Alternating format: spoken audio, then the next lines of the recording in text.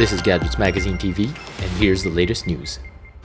In recent years, collaborative robots or cobots have been adopted by manufacturing companies around the world. Yet, despite their many advantages, there are a number of misconceptions about cobot technology. Myth number 1. Cobots will replace human labor.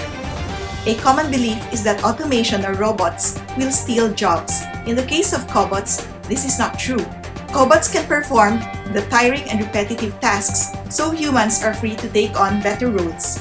No machine will ever replace human dexterity, critical thinking, decision-making, and creativity. Myth number 2.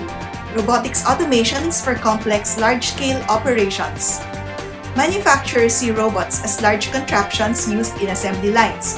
The reality is, with cobots, companies can automate processes that are repetitive, manual, or potentially strenuous for workers, such as pick and place, packaging and palletizing, screw driving, gluing, dispensing, and welding.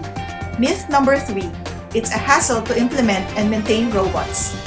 It is true that industrial robots can be difficult to operate, but not cobots. Cobots are compact and lightweight, easily programmed or redeployed, and require minimal maintenance. Myth number 4. Cobots are dangerous. Traditional robots handle heavier, larger materials and may require safety cages. Cobots, on the other hand, have built-in safety functions and are designed to work alongside human workers. Myth number 5. Cobots are costly.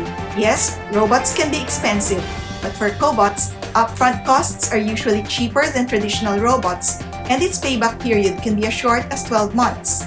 According to Universal Robots, a Denmark-based cobot technology market leader, automation with humanity in mind is not just possible but sustainable and safe.